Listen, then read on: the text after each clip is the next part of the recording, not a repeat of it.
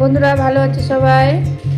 আজকে করবো এই যে দেখো ঘুগনি, একদম সহজভাবে। মটরটাকে ভালো করে সারা রাত ভিজিয়ে রেখে ধুয়ে নিয়ে সিটি মেরে নিয়েছি অল্প লবণ দিয়ে।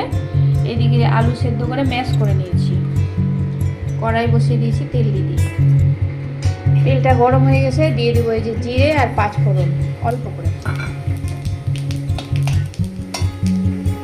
দিয়ে দেবো রসুন কুচি, দুটো মতো পেঁয়াজ কুচি। ভালো করে পেঁয়াজ রসুনটা লাল করে নেব। এদিকে একটা মশলা করে রেখেছি, জিরে, আদা, ধনে গুঁড়ো, লঙ্কা গুঁড়ো, পেঁয়াজ, রসুন, এগুলো সব বেটে রেখেছি। পেঁয়াজ, রসুন, লঙ্কা, আদা এগুলো সব বাটা আছে। জিরের গুঁড়ো, ধনের গুঁড়ো আছে। এই মশলাটা আগে থেকে আমি করে রেখেছি, এটা দিব। এটা ভাজা হয়ে গেছে, মশলাটা দিব। অল্প হলুদ দিয়ে দিব, লবণ, যেহেতু মটরে আমরা লবণ দিয়েছিলাম অল্প।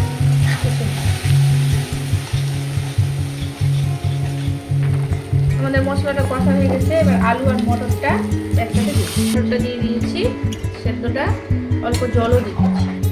ঢাকা দিয়ে ফুটিয়ে নেব। আমাদের ঘুগনিটা ফুটে উঠেছে, হয়ে এসছে না। এটা বাড়ির বানানো মশলা, জিরে, ধনে, গোলমরিচ, রাঁধুনি, মৌরি ভেজে গুঁড়া করে নিচ্ছি। দিয়ে